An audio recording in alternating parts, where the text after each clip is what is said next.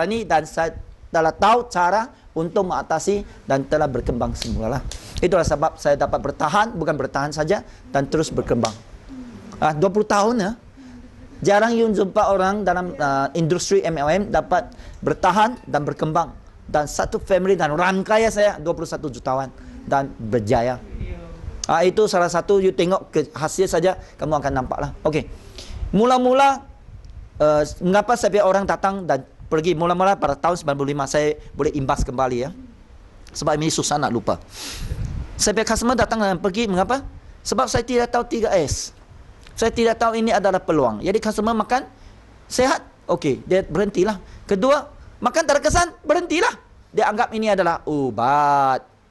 Jadi cabaran yang pertama adalah saya sangat penat hari-hari menjual barang. Sebab saya jual macam doktor. Dia dapat sakit, makan. Dia dapat sakit, makan. Itu cara saya lah dulu. Jadi bila saya buat sangat penat, saya rasa mengapa MM penat lah, bukan untuk dapat kebebasan saya kata. Mengapa saya nampak saya biar gambar dulu kurus kering layu. Sebab saya satu orang buat, tak ada daulah yang buat.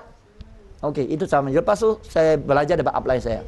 Oh, ada cara, pakar cakap nanti dulu ada cara untuk berkongsi. Jadi dari sana saya tahu sudah, ajar downline buat, bukan saya satu orang buat. Dulu saya buat kuasa macam doktor, macam orang yang bomo, urut tukang urut. Jadi saya tukar. Okey? Tukar, saya tak mau satu orang buat. Saya mau semua orang downline tengok, dia boleh buat.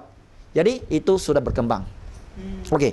Lepas tu ada rangkaian datang dan pergi. Ada juga. Ada saya semalam saya sharingan sebab saya lambat, sebab saya tertidur, penat. Jadi saya pergi sana, dia tak mau buat sudah. Dia tu ESM, rangkaian 30,000 SV. Masa tu tak ada filing, tak ada mesin air, tak ada DS. Jadi pujuk-pujuk tak mau. Jadi kesilapan saya jugalah, sebab saya tak jadual dengan baik. Terlalu pack lah. Kadang-kadang kita kena atur masa dengan baik. Jangan kita datang lewat lah. Itu mengajar saya. Itulah sebab selalu saya pergi awal. Itu sangat penting. Jadi tidak apa. Sebab kita kena menajar direct line berapa? Upline ajar saya 30. Tapi saya 60. Tidak apalah. Satu hilang saya masih ada 59. Jadi tak begitu sakit lah.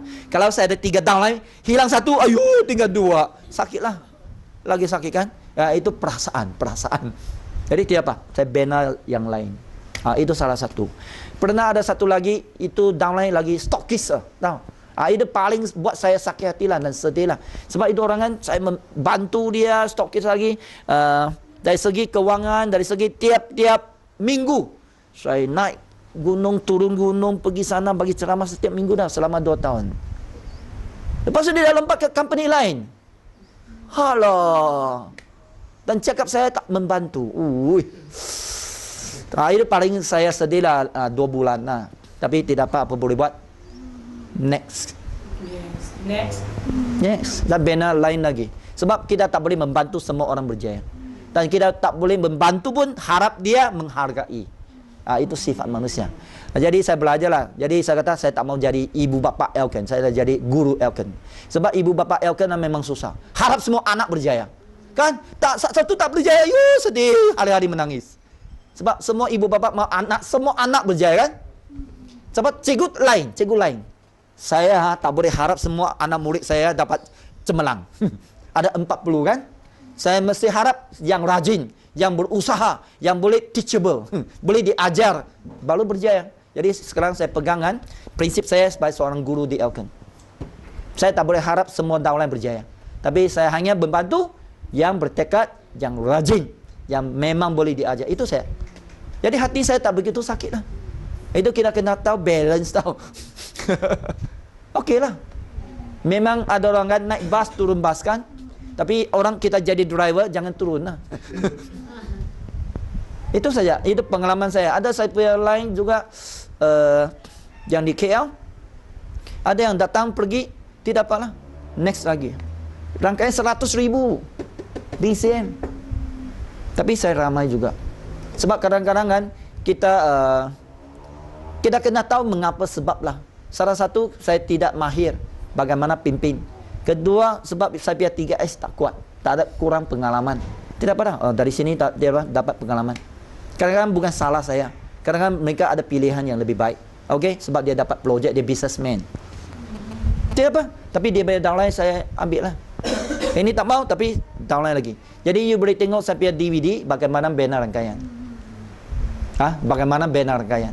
Jadi kita tahu, ada orang pergi, tidak apa, saya dapat juga. Kita tak boleh harap semua orang. Rangkaian itu kita kena faham lah. Okey, yang penting boleh sedih, boleh susah hati, tapi jangan terlalu lama lah. 5 minit lah. 5 minit. 5 minit, okey. Sebab ramai orang perlu lagi. Sebab kita kena tengok orang yang mau, jangan tengok orang yang tak mau. Kita tak boleh harap semua orang mau. Kan? Contoh 300 orang, 700 orang, kita sentiasa 1/3.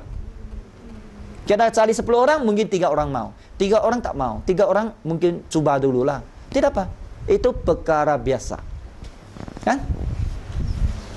Okey ya? Boleh jawab soalan? Okey. Itu pengalaman saya lah. Jadi itulah sentiasa saya meningkatkan pengalaman saya dan sentiasa saya minta ajar dari upline saya. Bagaimana pimpin supaya kita dapat ini. Yang paling penting saya nampak MLM satu perkara yang paling penting. That's how to handle business. MLM is how to handle people business. How to handle, bermaksud bagaimana selesai masalah. Kalau anda selesaikan masalah kecil, anda ada rangkaian kecil. Kalau anda dapat selesaikan masalah besar, anda ada rangkaian besar.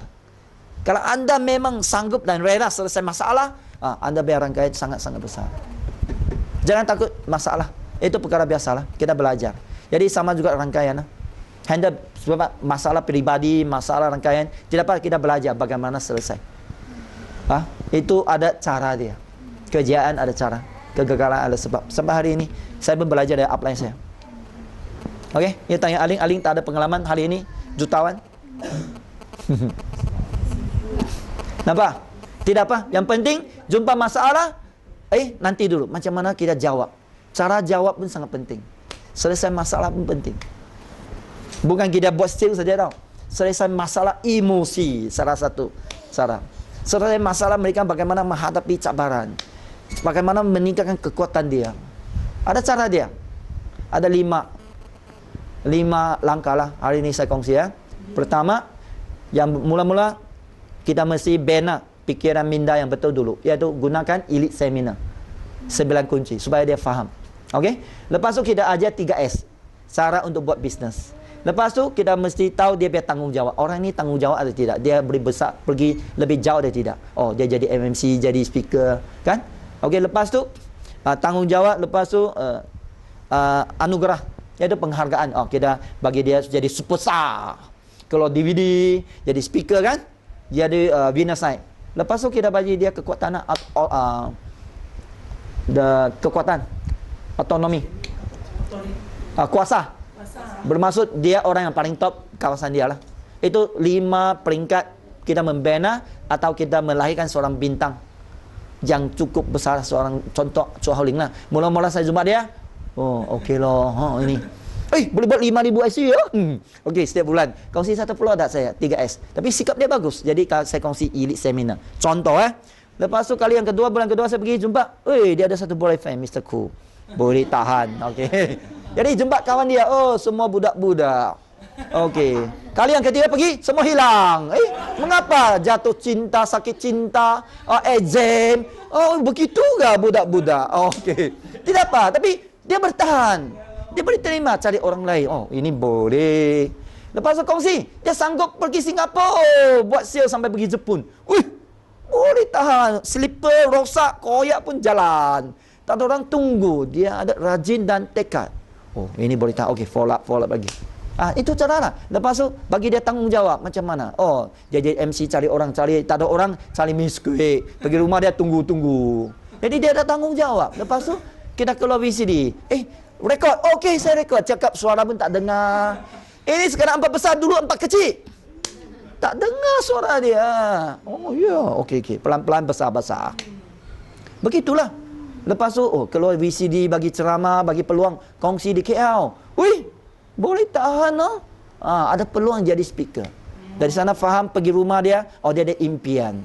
Jadi dari sana lah. Sekarang Kelantan lah, you take care. Dulu setiap bulan saya datang 2 kali. Lepas tu setiap bulan 1 kali. Lepas tu 3 bulan sekali. Sekarang setahun sekali. Sebab apa? Dia paling besar, cari dia dulu, tak payah cari saya. Dia ketua, dia kuasa. Macam ketua menteri Elkena. Faham tak? Macam lain kali Aling aku pergi international. Jadi mungkin harus matilah. Cari dia, tak payah cari Aling sudah. Sebab dia sudah besar. Masa juga kita melahirkan seorang pemimpin lah. Okey? Ada sistem dia. Nampak Elken lain. Macam sekolah lah. Sekolah rendah, sekolah menengah, sekolah sampai universiti. Itulah saya suka lah. Jadi itulah saya pegang. Kejayaan ada cara dan kegagalan ada sebab dia lah. Kita tak pandai dia bah. Hantar dia pergi sekolah Elken lah. Buta huruf, ibu bapa pun ada anak yang masuk universiti dah. Yang penting pilih sekolah yang bagus. Sekolah Elken lah. Dapat cikgu yang baik. Okey ya? Jadi itulah pengalaman saya sampai hari ini. Saya dapat melakukan dan saya teruskan sebab kita mesti siapa yang membantu kita dulu dari nobody become somebody, kita mesti mengenal budi dan belas jasa lah. Selalu saya tengok video saya. Mengapa saya ada motivasi saya tengok video saya cikgu. Saya biasa. Tak ada apa-apa. Tapi sebab Elken saya jadi luar biasa. Jadi saya motivasi lah. Mengapa jadi sombong? Bukan saya hebat. Sebab peluang buat kita hebat. Jadi kita membantu orang jugalah. Itu saja. Kita menghargai dan kita mengenal budi dan kita nak membalas jasa. You help me and then kita buat sesuatu lah dalam hidup kita. Jadi hidup kita akan cukup bermakna. Bukan saja wang lah. Betul tak? Selalu nanti you jadi speaker, naik pentas atau you biar tak boleh naik pentas, you tepuk tangan saja. Luar biasa. Bagus kan? Itulah impian saya lah. Okay, thank you. Soalan